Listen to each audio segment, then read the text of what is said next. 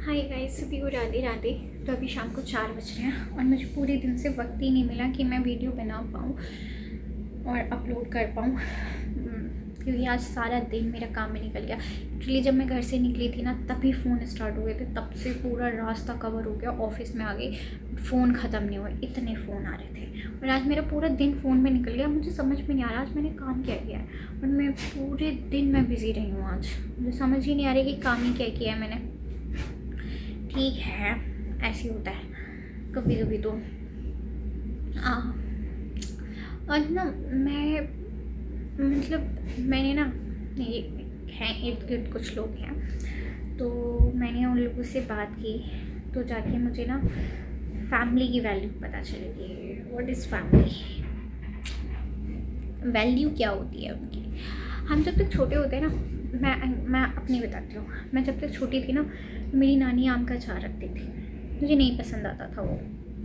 मैं सोचती यार क्या है यार, मम्मी आम का अचार दे देती है, ये बाहर वाले अचार क्यों नहीं लेके आती है मम्मी, मुझे बाहर का अचार बहुत पसंद है। फिर अभी कुछ 2-2.5 साल से हमारी नानी ने अचार नहीं रखा।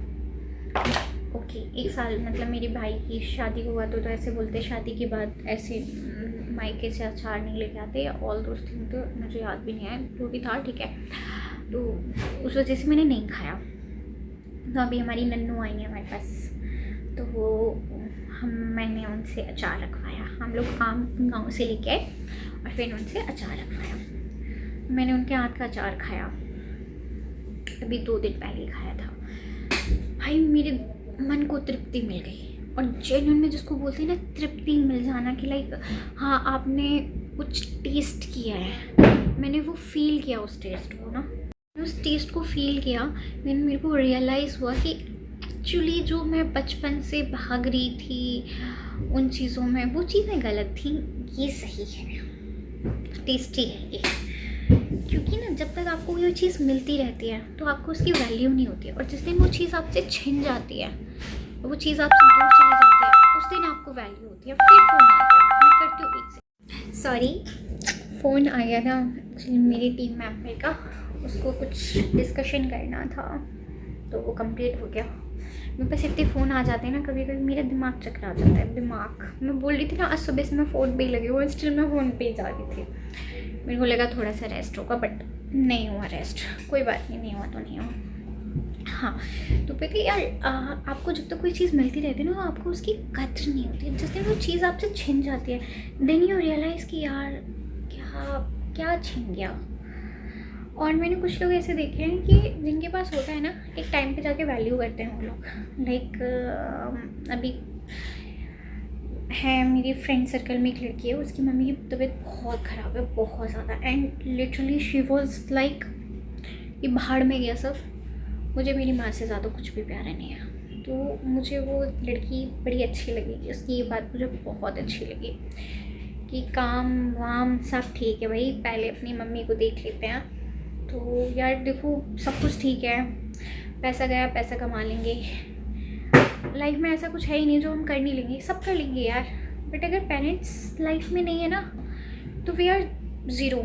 मतलब फिर क्या करेंगे हम फिर कुछ नहीं कर सकते ना, उनको वापस नहीं लेके आ पाएंगे अपने पास, वो चाहिए हमको। इसलिए माँ बाप साथ हो ना, तो आपको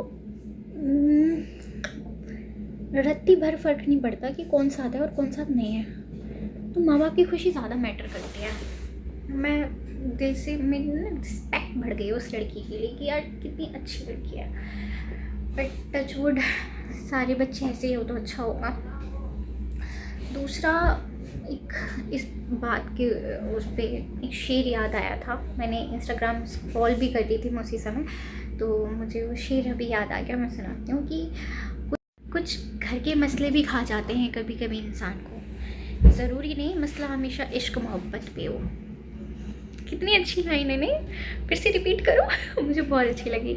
कुछ घर के मसले भी खा जाते हैं इंसान को, हमेशा ज़रूरी नहीं कि मसला इश्क मोहब्बत ही हो। तो बड़ी प्यारी लाइन है ये एक्चुअली, कि हाँ यार कभी कभी ना घर के मसले, आप पता है आप ना घर से बड़े वो होने चाहिए कि आप घर पे जा रहे हो, घर पे इंसान जाता है सुकून के लिए, तो उसको सुकून ही मिलना चाहिए वहाँ पे। अगर वहाँ पे भी जाके लड़ाई झगड़े और ये सारी चीज़ें होनी है ना, तो बड़े रॉन्ग ट्रैक पे चीज़ें जाती हैं। और अगर हो ही रही हैं और आप उस चीज़ को नहीं कर सकते ठीक, तो यू वांट कि आप उस जगह से थोड़ा सा गैप बना लो, एक कम्युनिकेशन गैप, कि कोई बात नहीं, अभी नहीं हो पा रहा, तो आप खुद को मत छोड़ो। क्योंकि मैंने काफ़ी सारे वो लोग देखे हैं जो ना खुद को छोड़ देते हैं, या कभी कभी उनका ऐसा मन करता है कि यार हम खुद को ही ख़त्म कर लेते हैं, यार मर जाते हैं, यार नहीं हो पा रहा हमसे, नहीं देखा जा रहा ये सारी चीज़ें। बट यार बहुत गलत चीज़ हो जाती है वो, क्योंकि एंड ऑफ द टाइम उनको कोई फ़र्क नहीं पड़ता, कोई भी फ़र्क नहीं पड़ता। फ़र्क सिर्फ आपके माँ बाप को पड़ता है। अगर आप मरोगे तो आपके माँ बाप की ही बदनामी होगी और किसी की नहीं होने वाली, और किसी को फ़र्क भी नहीं पड़ता। मैं आपको बताऊँ, अर्ली 6 महीने में इंसान को लोग भूल जाते हैं, और आपको लगता है कि आपको कोई याद रखेगा, सिवाय आपकी माँ और आपके बाप के ना कोई आपको याद नहीं रखेगा। चले जाएंगे सब गालियाँ दे दे के। तो यू जस्ट वांट कि लिव योर लाइफ, अपनी ज़िंदगी को जियो, मौज में जियो, अपने पेरेंट्स के रिस्पेक्ट करो, और अपने इर्द गिर्द वाले लोगों को खुश रख पा रहे हो तो रखो, नहीं रख पा रहे हो it's okay. You just want कि खुद को खुश रख लो यार। इतनी सी लाइफ है, अगर हम खुद को ही खुश नहीं रख पाए, अगर हमने इन्हीं सारी चीज़ों में अपना वक्त अगर अपना ज़ाया कर दिया, जो लोग हमारे अभी तक नहीं हुए, अभी तक नहीं हो पाए, अरे वो क्रेज़ी कि वो आपके साथ बहुत लॉन्ग टर्म तक ले जाएंगे, नहीं जाएंगे यार, वो शॉर्ट टर्म के लिए थे। और यू जस्ट वांट कि आपको फेस करना पड़ेगा उस चीज़ को, एंड मूव इट, छोड़ दो उस चीज़ को और मूव हो जाओ वहाँ से।